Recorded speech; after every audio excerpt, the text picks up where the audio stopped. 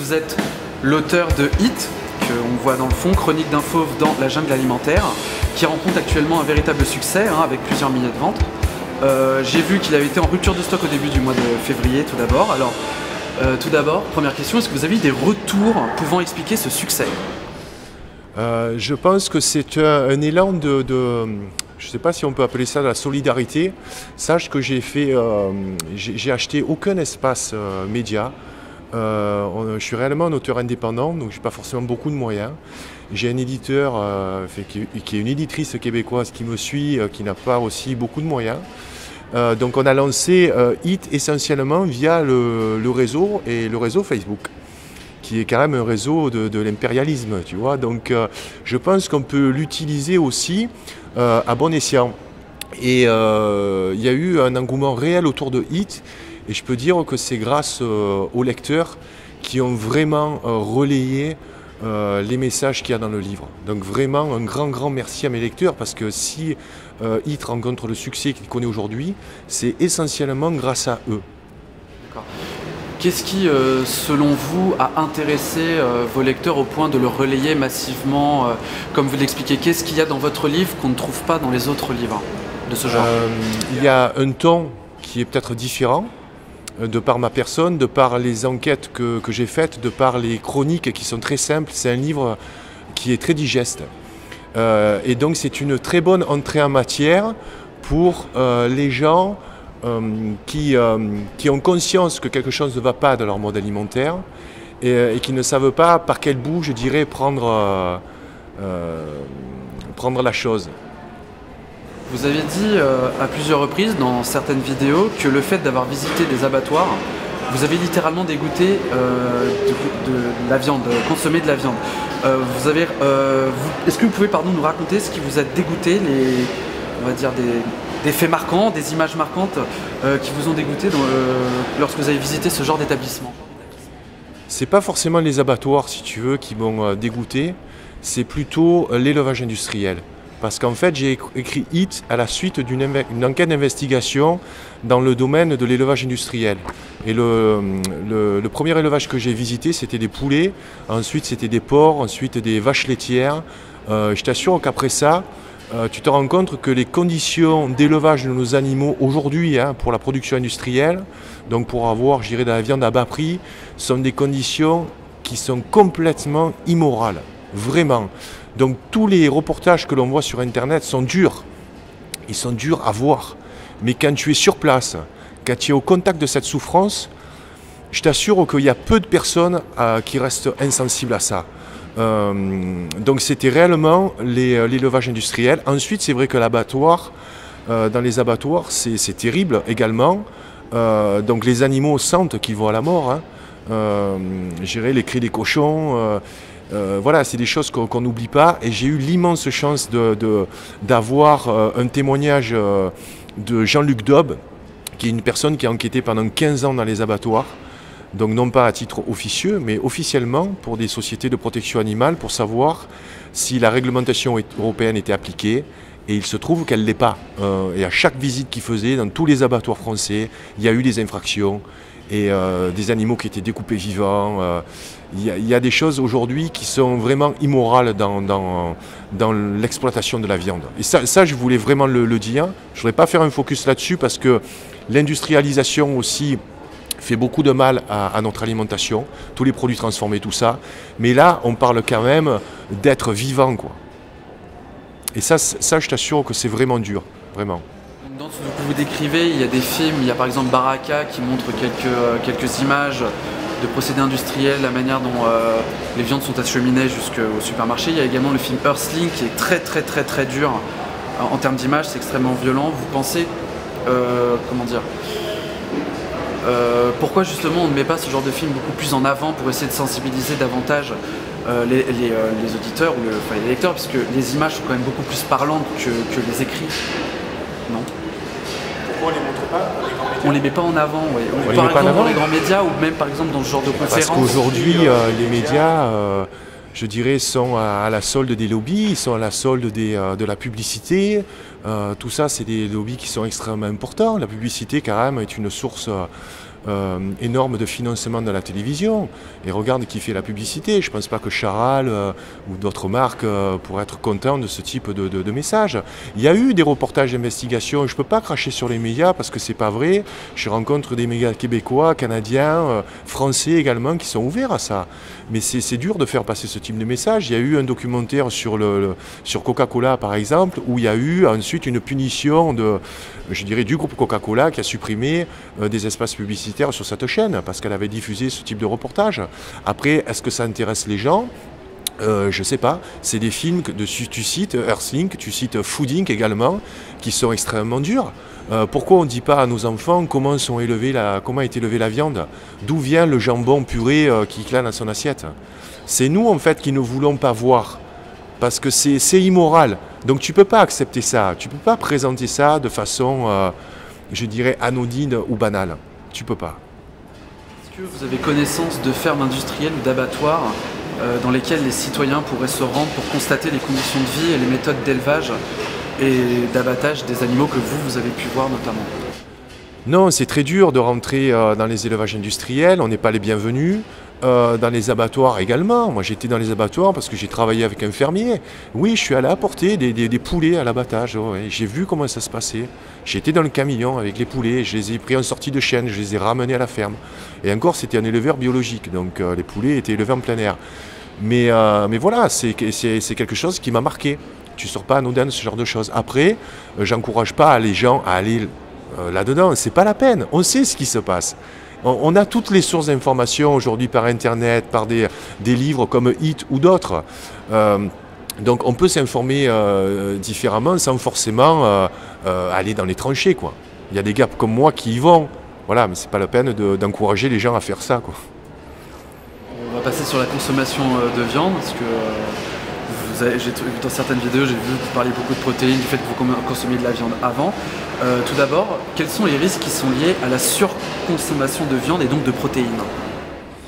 Les protéines, c'est un mythe.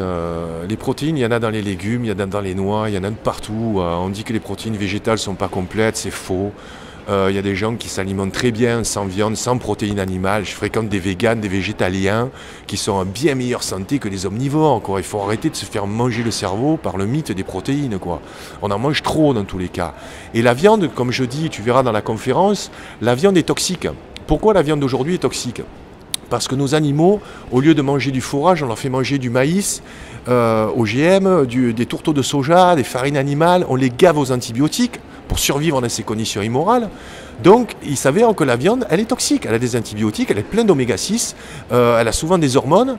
En plus, là, avec l'accord transatlantique, on va se payer toute la merde là, des bovins des États-Unis, au Canada, etc. Là, ça va être un gros problème.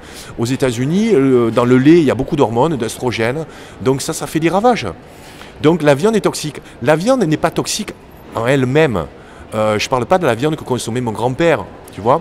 Mais l'élevage industriel aujourd'hui, oui, cette viande est très toxique. Par contre, je fais une différenciation entre la viande d'élevage industriel et la viande biologique, où les animaux sont respectés dans leur environnement naturel, on ne les empoisonne pas, on ne va pas les gaver d'antibiotiques ou d'hormones. Voilà. Ils vivent une vie d'animaux de ferme. Voilà. Et là, je pense que dans les années 50-60, lorsqu'il y a eu cette surproduction de viande, à cause des fast-foods notamment, il ne faut pas s'en cacher, on a rompu le pacte qui nous liait aux animaux de ferme. Je ne sais pas si c'est un mythe ou si c'est avéré, mais on dit que le fait de manger beaucoup de viande, et spécifiquement ce type de viande, peut rendre agressif. Est-ce que vous partagez ce constat? Et si oui, comment est-ce que c'est possible? Je ne me prononcerai pas à ce sujet. Je sais pas. Mais si je peux te parler de mon expérience, depuis que je ne mange pas de viande, je suis beaucoup plus zen. Mais bon, il ne faut pas me chercher. Ok? Voilà. C'est noté. L'Union Européenne, on a parlé de l'Union Européenne et du traité transatlantique, l'Union Européenne vient de réintroduire il y a quelques temps les farines animales alors qu'elle les avait interdites auparavant, il y a de ça plusieurs mois. Pourquoi selon vous l'Union Européenne est revenue sur cette décision? Tu connais la réponse à cette question.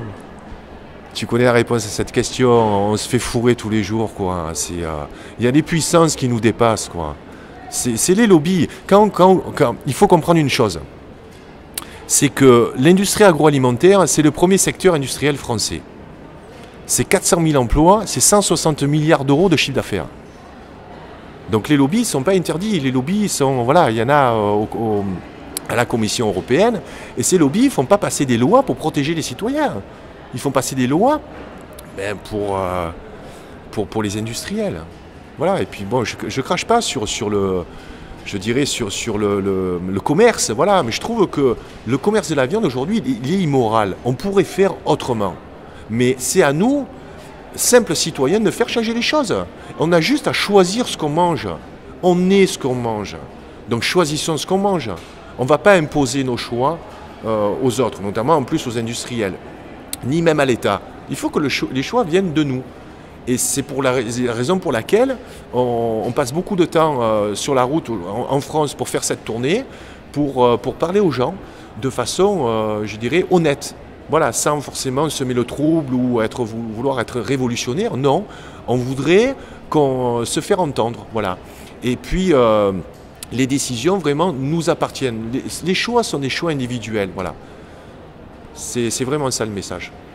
Plusieurs agriculteurs en fait s'inquiètent, pas seulement les agriculteurs, autour des négociations du traité transatlantique entre l'Union européenne et les États-Unis qui devrait voir le jour en 2015, donc l'année prochaine. Ils disent alors entre autres que pour des raisons d'ultra-compétitivité, ils vont devoir s'aligner sur les normes américaines, ce qui veut dire faire passer des aliments et des substances comme par exemple le bœuf aux hormones, le poulet désinfecté au chlore et ainsi que la ractopamine qui fait gonfler les animaux à une vitesse exponentielle. Est-ce que vous avez une opinion sur ce traité transatlantique, cet accord de libre-échange? Comment est-ce que vous le voyez? Moi je le refuse en bloc. Voilà, je voudrais qu'on ait les moyens. Alors après je ne sais pas, est-ce que je vais en parler d'ailleurs à l'introduction de la conférence, donc, mais je ne sais pas si on a les moyens de faire quelque chose. En tout cas, il faut en parler. Moi, j'ai vécu aux États-Unis, j'ai vécu au Canada, j'ai passé 4 ans là-bas, je vais être amené à y retourner. Je trouve que c'est très compliqué pour se nourrir. Et je voudrais dire aussi aux Français qu'on a réellement une richesse ici. Il faut vraiment protéger nos paysans, il faut protéger nos valeurs, il ne faut pas se laisser embarquer, je dirais, par ce consumérisme à outrance. Je pense que l'alimentation, c'est réellement important. Ce que je dis également dans le livre, c'est qu'une alimentation saine peut ralentir ou accélérer un cancer sur 2. C'est vachement important. Et ce n'est pas avec ce type de viande gonflée aux hormones ou je ne sais pas quoi que tu vas pouvoir être en meilleure santé. Donc il faut refuser ça en bloc, vraiment. Est-ce que vous pensez qu'au Canada, et plus particulièrement au Québec, ils sont plus sensibles à ce genre de questions qu'en France ou qu'en Europe même? Non, je pense qu'on est beaucoup plus sensible en France, je pense qu'on est beaucoup plus sensible en Europe. Je pense que les Québécois ou les Canadiens ne sont pas forcément conscients de ça. Alors je ne veux pas généraliser, il ne faut pas faire de généralisation. Il y a des gens qui sont très conscients et qui se battent pour ça. Mais je dirais l'ensemble de la population est quand même, je dirais, pas forcément éveillé à ce type de choses. Voilà. Dernière question, est-ce que vous pourriez nous donner, selon vous, 2 aliments à éviter absolument, ou 2 types d'aliments à éviter absolument, et 2 aliments à privilégier pour l'alimentation? 2 aliments à éviter, de façon assez simple, hein, on peut très bien le boycotter et puis on ne s'en porte pas plus mal, c'est les fast-food et puis c'est les sodas. Voilà. Donc fast-food parce que y a toute la viande, le gras, etc. Les sodas, il y a l'aspartame, il y a le sucre, voilà, c'est 2 choses qu'on pourrait éliminer. On peut faire des exceptions, mais que ce ne soit pas, je dirais, régulier, où on peut réellement les boycotter, comme je l'ai fait depuis maintenant 4 ans.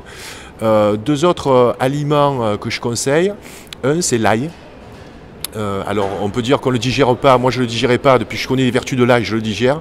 On peut le cuire, on peut le faire cru, peu importe. L'ail est réellement un aliment miraculeux, pour rester, je dirais franco-français, mais et puis un autre produit qui est un peu plus exotique, je dirais, c'est le miso. La pâte miso, en fait, elle est fabriquée aussi, je dirais, en Europe ou même au Québec. Il y a de la fabrication un petit peu de partout. C'est de la double fermentation de soja. Donc c'est fait à partir de soja ou d'orge ou de soja et de riz. C'est fermenté pendant 3 ans. Et c'est une pâte qui est extraordinaire, qu'on peut diluer un petit peu dans de l'eau. C'est la soupe miso qu'on a dans les restaurants japonais. Donc voilà, et puis je cite aussi pas mal d'autres exemples dans mon livre, des choses très simples qu'on peut rajouter en fait à son bol alimentaire et on est en meilleure santé. Voilà.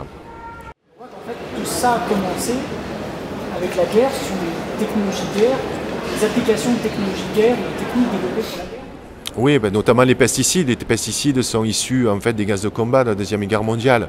Tu ne peux pas dire qu'on est en guerre, c'est peut-être une métaphore, mais on ne peut pas être en guerre, on n'a pas les moyens de combattre les gens qu'on voudrait combattre.